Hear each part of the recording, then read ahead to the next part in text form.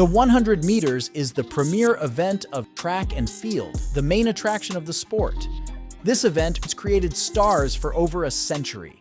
Without being a student of the game, you must have heard the names Jesse Owen, Jim Hines, Valerie Borzov, Bob Hayes, Carl Lewis, Morris Green. All these men, among others, were main attractions throughout history. For decades upon decades, the men's 100 meters have been the centerpiece. But for the last few years, they have become less of an attraction than the females, which, in all fairness to the women, they are currently having their best ever generation. So that would be hard to top. But with that said, there is seemingly a drop in intrigue for the men's 100 compared to the hype from the 90s and onwards. This is why it is important to look at why this is the case, or seems to be the case.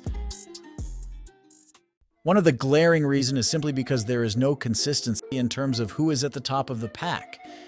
In the past, there have always been a defined few who were going to be at the top at the main competition.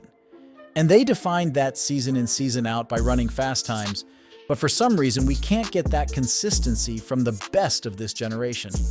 We do have super talents, but they are very inconsistent, and that has led to 6 years being passed with 0 100-meter title defenses.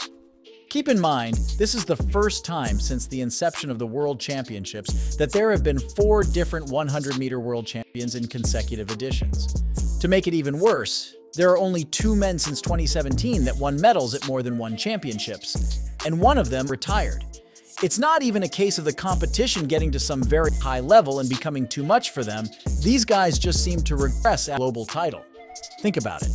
Fred was a monster in 2022, running multiple 9.7s, winning the world title, to then failing to make the final a year after, with his season's best being his first 100th of the year. We had the Olympic champion Marcel Jacobs, who got us believing in 2021, only to then barely break 10 seconds in 2022, and got even worse in 2023. 2019 champ Coleman did decline too, but for his situation, he should get some leniency.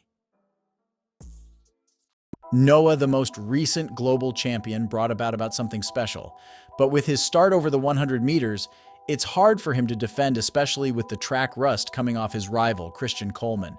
Secondly, the decline of Jamaican male sprinting somewhat aided to the lessened intrigue, because if we can recall since Asafa Powell's world record run in 2005, the Jamaica versus USA rivalry had always been a part of the men's 100 and has given us some great rivalries. Tyson Gay and Asafa Powell on the circuit, Usain Bolt and Justin Gatlin, even Johan Blake's short-lived rivalry with Tyson at a couple of Diamond Leagues had that dynamic. So since the departure of Usain and the inability for the Jamaican talent to challenge the top Americans right now, it certainly affects things. This isn't something that can only be solved by Jamaica, but any other nation, because the most high-profile eras of sprinting, USA, was up against some other nation, from the rise of the Soviets in the 70s to the Canadians and Brits in the 80s and 90s. All these created high intrigue, because USA has created a mammoth legacy in the event, so for another nation to be a legitimate threat, it does create a spectacle because, agree or not, most people do like underdogs. Finally, men's sprinting is simply on the back end of one of the great periods in the event's history.